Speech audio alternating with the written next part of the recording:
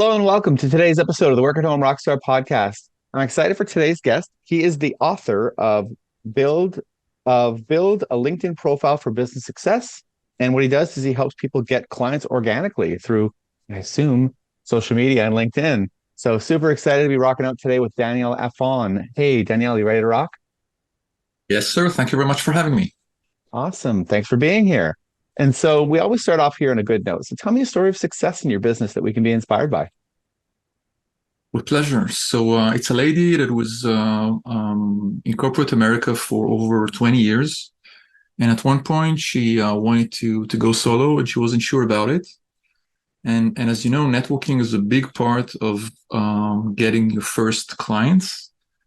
And the success for her was to help her leverage her LinkedIn network in a way that could build a business. She wasn't sure she could make a living and pay the rent with freelancing, and she actually doubled her revenues, slept better, and was happier. Now the revenues is good, but sleeping better and being happier is what made my day. Yeah. Yeah. And that often comes from being able to pay the rent with no problems, right?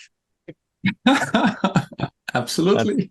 that's awesome. Yeah, I mean, there's so many ways you can have success in freelancing nowadays. And I mean, it's not a small thing anymore, right? Like you can really do a full-time business doing freelancing nowadays. And you probably always could, but I think nowadays there's just so much more help, right? Yeah, the market and the macro trends are going for more gigs and less long term. My parents may have expected to work for the same company for 2, 3 decades, and that was the norm. Today, we would frown upon someone like that. Yeah, yeah. And I remember when I first became self-employed, which was a little over 15 years ago, and I was working for a company and I had that sort of trajectory, right? It was like go work for that company, you stick around forever. And some of the people that were there for a very long time, but that company was in big trouble, and they it did end up going bankrupt after I left. And so I knew that was happening. Meanwhile, my dad got laid off on his 35th anniversary working for a company.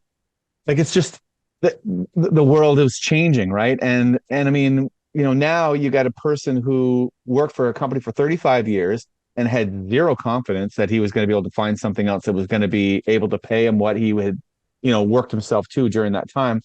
And it was just the whole world thrown upside down. But if you, like you said, if you have multiple gigs, if you have a few things on the go, what happens if you lose one, right? Well, you got a couple other things that are still paying. Okay, it's gonna be tight, but it's different than losing everything, right? Yeah, you could almost try to ask yourself once a year, if this business or this company went bankrupt, what would I do? And you just spend a couple of hours thinking about it and you put it somewhere, and hopefully you don't have to do anything with it. But if you do, then you have something to start with, and it helps you, whether Notel goes the wrong way or any other company goes bad. You have something to fall back to. Did you say Nortel? Yes, sir. That's the company I work for. We have to do our research. Yeah, it was pretty crazy. And you like when I started too, though, I think that my experience was different. And I understand where most people are coming from because I think most people didn't have the experience I did because I graduated in 2000. That was when the bubble burst for IT. And so I was going through layoff rounds for 8 years while I was there. So the question you just said, where you have to think about what would happen if this company went belly up next month or whatever it was. I had that every paycheck I got was like, okay, I made it through another 2 weeks. You know, so I was consistently asking that question, and so I think when it eventually started to happen, I sort of had an idea of where I was going to go. But I think it really is, it hits people who aren't thinking about it completely out of the blue, right? Yeah, it reminds me of the Never Ending Story, the movie, where Yep. you get an extension of another. You have to tell a story for another day. Yep. Um, in other words, you need to become employable or you need to become marketable, and you can no longer trust the company to provide that for you. You know, back in the day, then the psychological contract said, I would stay here even if the work is sometimes boring or too hard, and you would keep me in bad times. And that contract has been broken for many years. So we need to think of our business even when we're employees. Yeah.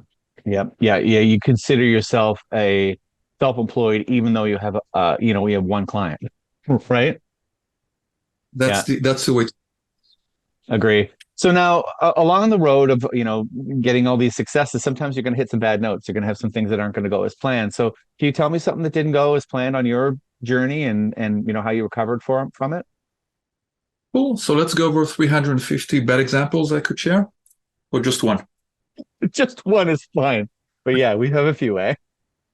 Cool. So yes, I think we all have. I think early in the process, I started working with a client that I needed to fire, and I didn't do it.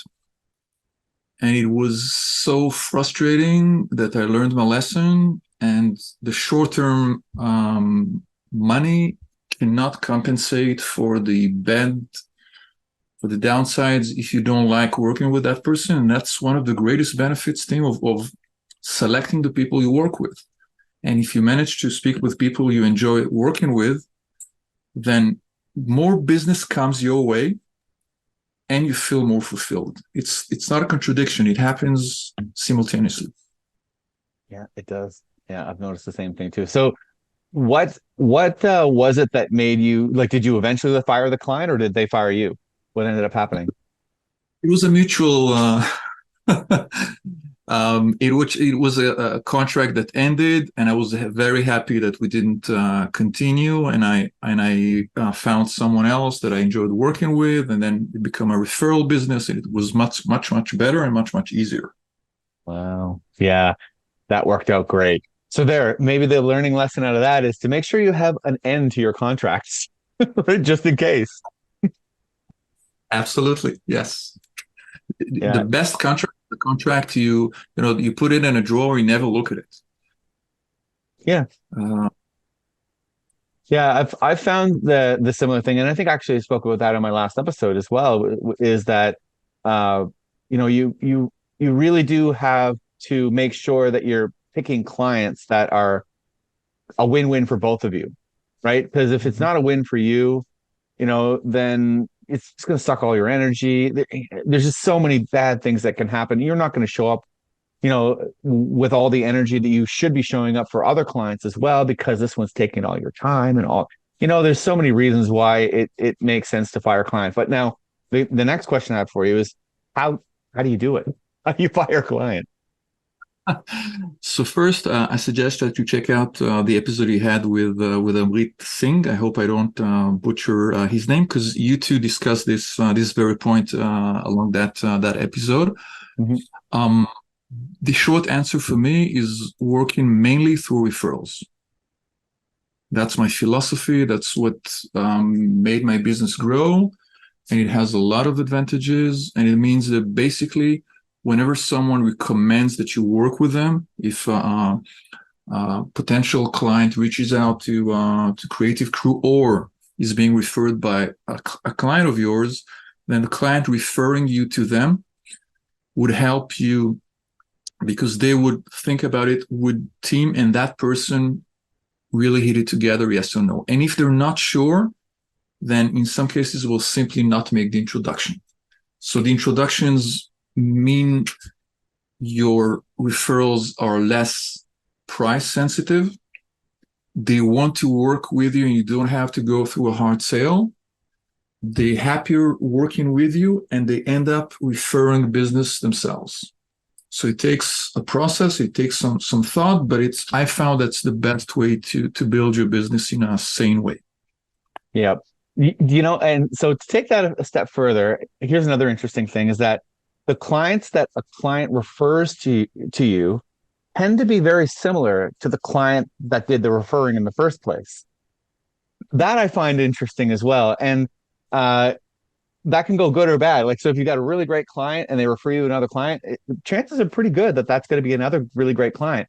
But if your client is like kind of like, oh, this is one of my ones that maybe I might want to fire, and then they start referring you clients, they refer you clients like them. It's fascinating how that works, isn't it? Have you noticed the same thing? Yes, I think it's also often they work in the same ecosystem or the same industry, and that means you don't have to learn everything from scratch. You become specialized, you know more about the industry, and you can help your clients better and faster. So it's a win-win for both of us, the client and us. So I have another question for you because this has come up for me before too. Imagine you have you ever had a client that has wanted to work with you and they told you that they were going to bring you a bunch of other clients. So they said, I'm going to refer a bunch of people to you, and maybe they were trying to get a discount or something like that or some sort of referral fee. Have you had that experience before? I think I've had something similar, and the rule is generally that there's something fishy about this. Because the time I could refer business to you, Tim, is probably for most of us after we work together enough so I know what's a good referral for you. And if I knock and say, hey, I have no idea what you do, how your agency helps people, but I'd like a discount and I can bring you 24 Fortune 500 companies, then I would take it with a grain of salt. And I would thank the lady or the gentleman. I would really try to vet and see whether I could help them or not. And chances are I would refer them to another service provider, and I will be happy with that. I wish I had talked to you before that happened to me. Because that's exactly what happened. Your instinct is perfect on that. No, it didn't hit me at the time. At the time, I was just like, oh wow, this is great. Wow, this person's really well connected. Sure, and I think I gave her a better rate or whatever it was. And all the clients that she gave me, if she gave me any, I think there was only maybe one or two. But the ones that she did send my way, I had to refund one completely. Like it just didn't work at all. And not only that, but like, yeah, there is something fishy about it. But now that you say it that way, it makes perfect sense because you're right. How would this person have known that I was good if they hadn't even worked with me yet? So why would they offer to send me clients? It doesn't make any sense. In hindsight, I get it, but I didn't get it at the time. Sometimes social has made changes, or people think that social or the internet has changed the way our mind is wired. And the truth is, it hasn't. Maybe it will for our grandkids, but you can't go from step 1 to step 10 in 10 minutes, other than in Disney movies. So you have to earn the trust and see whether that works for you. And simply answering the question, like when you meet someone, who would be a good referral for that person? Like who would be a good referral for you and the creative crew? Could you share with me that so I know? Yeah, a person who would be a good referral would be somebody who already has a successful business, someone who's already making some income and they're ready to up level. So that maybe they had created their website for the first time themselves. They've got a logo that they maybe hired somebody over Fiverr, to get it done. And now they're at the point where things are moving. And you know what? I recommend that people even do that when they're first getting started. Is don't spend a whole bunch of money on your branding. Don't spend a bunch of money on your website at first because you have to prove that your business is going to be successful first. To figure out, and that's going to come through who you are, not through how good your branding is. So, but once you figure out who you are and once you figure out what you're doing, then you're ready for an upgrade. And that's the best clients for me are the ones that are like, things are starting to roll now. I want my brand to represent who I am now, and not be basically something that I got done for free. Right. That's so powerful that it's you and not the branding when you start, and we should remember that along our journey. Absolutely. So now let's talk a little bit about practicing. So how do you get good, I guess, and stay good at what you do? The more you know about a topic, the more naturally you realize that there's a lot more you can discover. and that means you need to stay humble. And one of the ways LinkedIn helps me stay humble is simply to change the way the website works. Every time I have a workshop, I used to think that someone just leaks the dates, and just the morning I have a workshop, LinkedIn turn things around. And you need to stay on top of what's happening, and you need to ask questions. And at one point, you build your own method, and part of your time should be spent on learning. It's difficult when you're busy, it's difficult when your calendar is full, but if you lose touch with reality and only work with clients without eating your own dog food, at one point you'll pay a higher price. Very well said. Absolutely. Wow. So how do you, like you mentioned that you're busy, so how do you carve out that time? Well, what works for me, and anyone can find the best way that would work for them, is to try and allocate a specific day every quarter to do some long-term thinking about the way that my business has behaved in the last quarter and the way I want my business to be in 12 months' time. And one of the questions I ask myself is, should I still continue doing what I'm doing? Like specifically for me, has the moment arrived when I need to drop LinkedIn and do something else?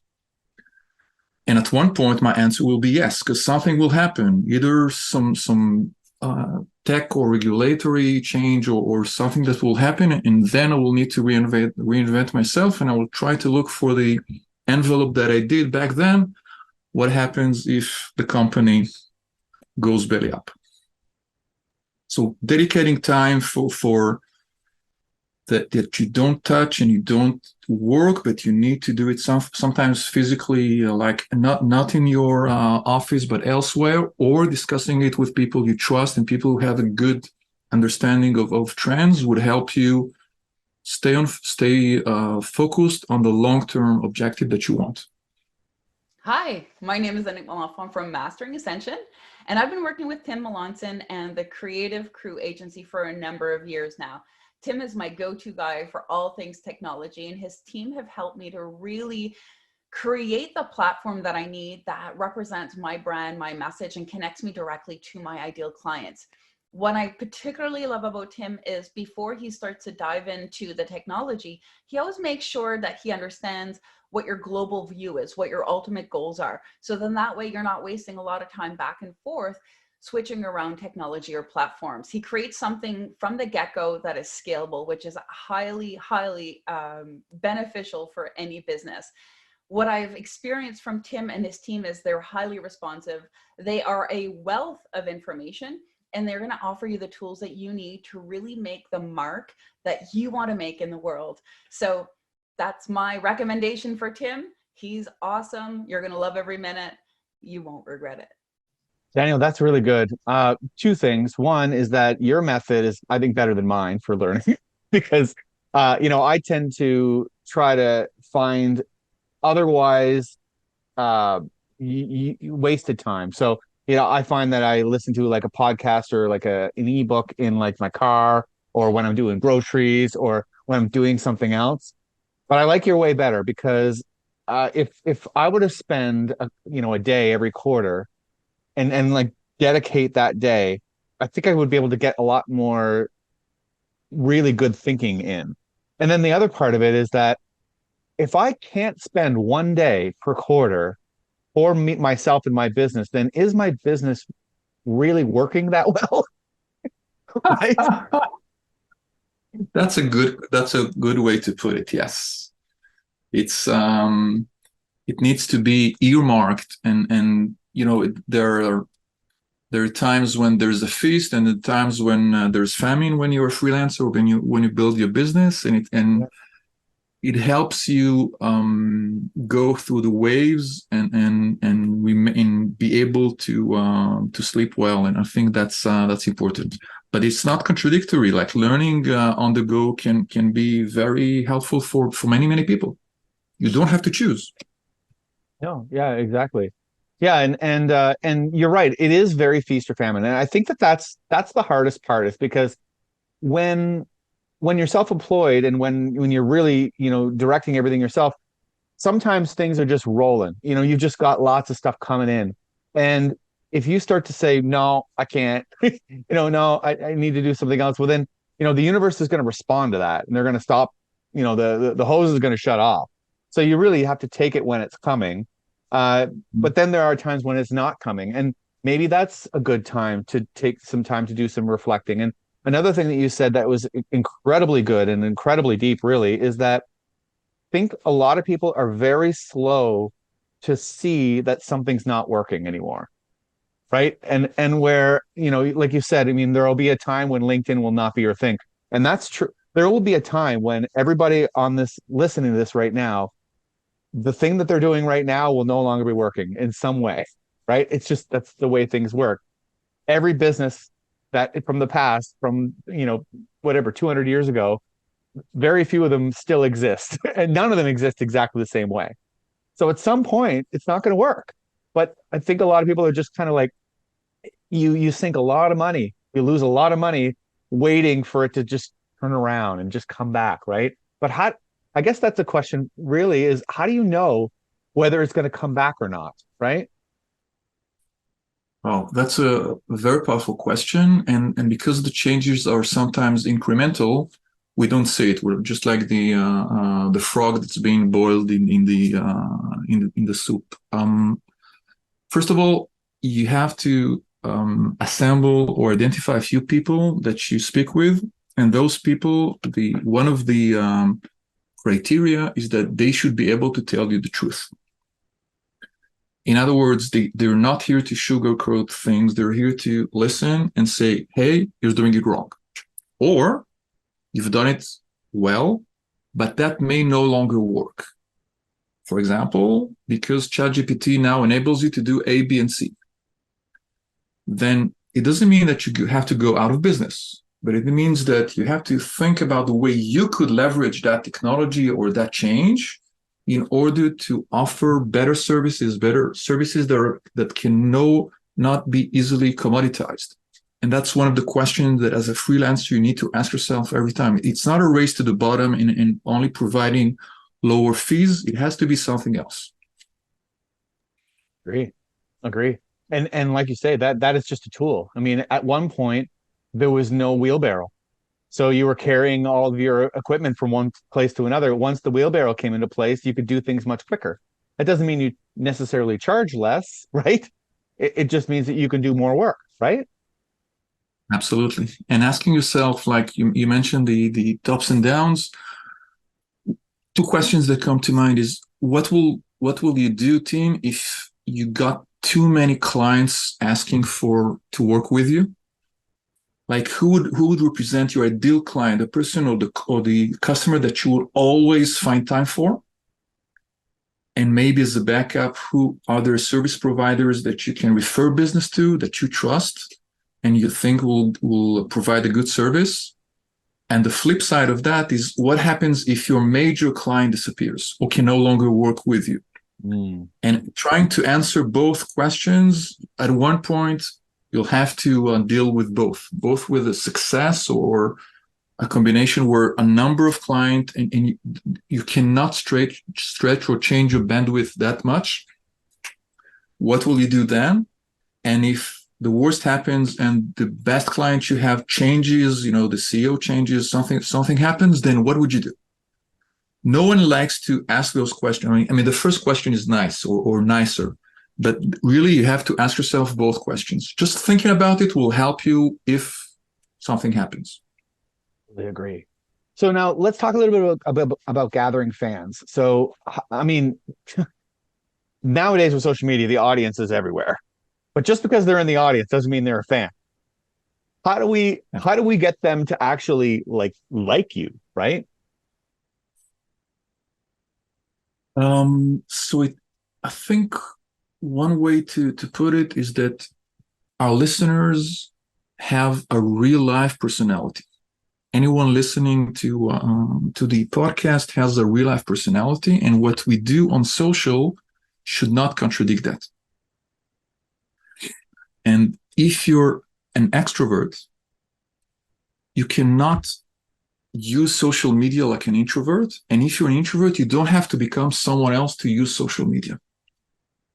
Because at one point, when there's friction, when there's a gap, then your real personality will show, and that will mean the client will no longer want to work with you.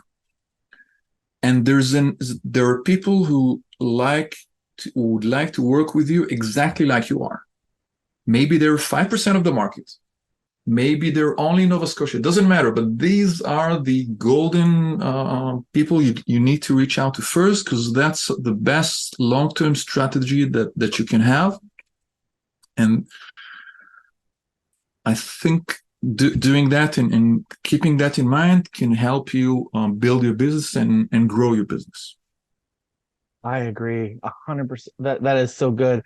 And I think that we all have this sort of we're always comparing ourselves to somebody else who we think is successful. And a lot of times we'll say, well, I'm going to act like that person because that person's successful, right? And then it doesn't necessarily work. Number one, it's not authentic. So I think that there's like a, I don't know, like a feeling that people get, like something, you said earlier, you get this weird feeling that someone's going to send you referrals before they work with you, something fishy, right? So I think people can sense that fishiness, but even if they don't sense the fishiness, they're going to get it eventually, right? Because they're going to be working with you and realizing that you're not the person that they want. However, on the flip side, that also exists too, because there's people that really want to work with someone like you. It has to exist, right? And if you're doing yourself a disservice by trying to be somebody else when you could just be you and attract the person that wants to work with you, right? Yeah, I think there's a quote by Oscar Wilde that says that it's easier to become yourself. Everything else has been taken, or something along those lines. So let's think about it this way. You mentioned that the ideal client for the creative crew may be someone with substantial revenues and their business is growing or starts to grow. So one of the questions you could ask is, what trigger events would lead that client to need someone like me or like my company? I mean, in real life, what would happen? And sometimes it's much easier to monitor that. In other words, if they're looking for a first-time in-house designer, does that mean that it's a better prospect for you or not? Or you'll find something that helps you understand that when X happens, that means that maybe in 2 or 6 months' time, this would be the good opportunity for us to work together. And that means you can get referrals and work with those people because you identified the trigger event is a term I found through Jill Conrath, a sales expert, and she mentions it in a number of ways. In many, many cases, it's easier to monitor the trigger event. That is one of the best things for me anyway on my podcast, because man, that's great. And I think for me, the trigger event would be their current person or themselves. They can't handle the workload anymore. Workload gets too much, and they're now asking for things from a person that can't deliver, and they disappear. Right? Wow. Because if I think about it, that's exactly how most of my clients come to me. Is they're screwed. Something happens and they're like, oh no, I have no web guy right now. Right. But the trigger event, that's brilliant, because there's always going to be you're right, there's always going to be something that's going to happen. And I think that the way you just said it is even better, because you're probably better off to find somebody whose trigger event isn't when they're screwed. Right? It's something that happens, right? That in 6 months' time or whatever, in 3 months' time, then they're going to be screwed. But if you can find that trigger event in the past before that happens, then and focus on that, well, then you get someone who's not stressed out when they're trying to hire you, right? Absolutely. You could try and like sometimes companies invest in insurance or cyber after they've been hacked or after they were asked to pay ransom. But this is a bit too late. This is crisis management. The thing to do, at least in terms of content, is to try to ask yourself, okay, when you can work, say, with 3 major clients and the 4th client asks you for a major referral or a major project, what would you do? So the only people who would be interested by that sort of content may be the clients that in 2 months' time will be ready to work with you. So thinking about the questions they ask themselves at the right time would help them discover you if they haven't seen your content, if they know nothing about you. And maybe 6 weeks later, they will say, Tim is the person I need to speak with now, because I told the client yes, and now I started regretting it. But before the crisis happens. Love it. Love it. So let's talk about your jam room. I mean, working from home can be challenging in finding a space. So what's your jam room look like? What does your home office look like? So I just, because of COVID, I found myself working 10, 12 hours a day, only using my laptop. And what I invested now is simply a smart table that can, where I can change the height and sit for 3 hours and then stand for an hour or two. And paradoxically, I'm less tired and I'm more energetic because I stand for an hour a day or 90 minutes a day. So that's something that was worth investing from my perspective. We can discuss, the physical location of your home office, or trying to see how you limit, or how you enable yourself to get into the zone when you need to concentrate and do something that needs concentration. And on the other hand, there's maybe email or something that requires less attention span. You can do it differently. But I think if I have to go back, having a discussion with my wife before I became a freelancer is something that I didn't do. And I don't have to mention it's not related to the room or the office, but that's something that looking back, I think I didn't do properly. Yeah, and I think that falls in the same category. It's this whole work-life balance thing, right? That's very difficult when you're working from home, right?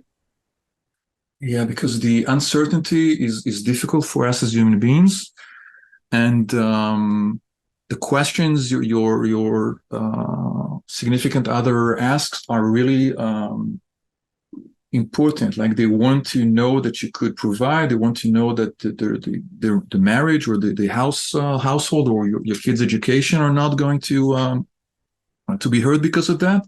Yeah. And the easiest way to do it would be simply to say, in our cases, we don't hold inventory.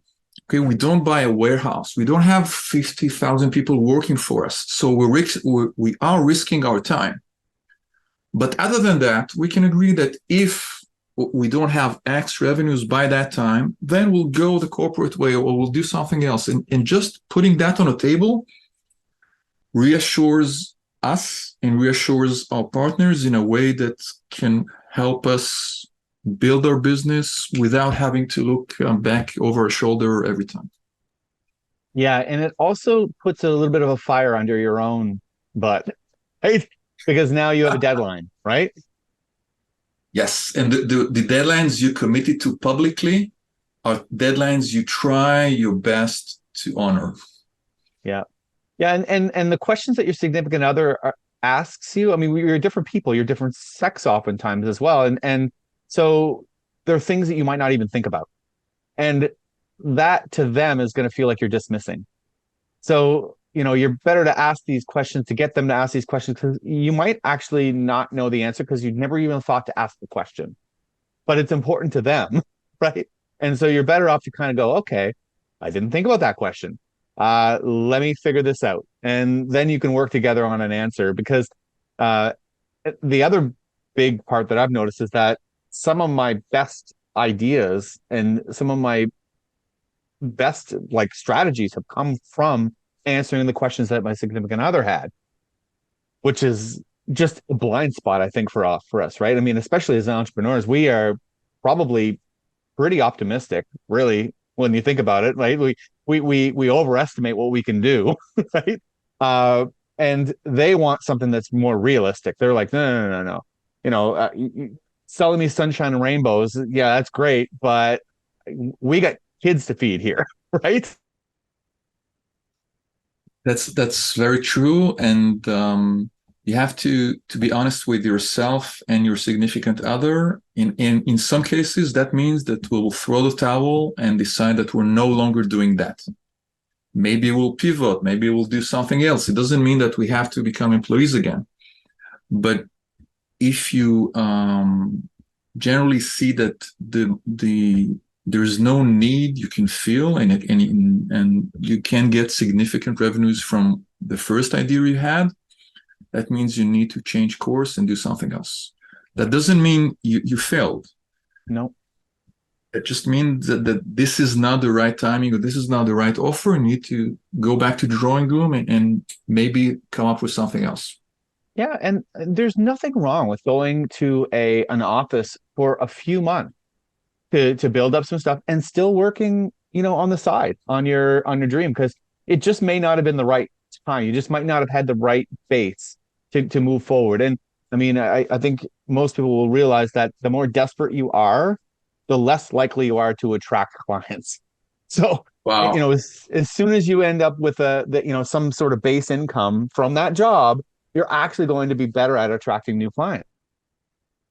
That's so important what you said, because sometimes the thing, when you can behave in a way that means I don't have to accept that business, then in a cosmic way, you become more attractive to more people. And some people will like when you say, I'm sorry, I can't work with you.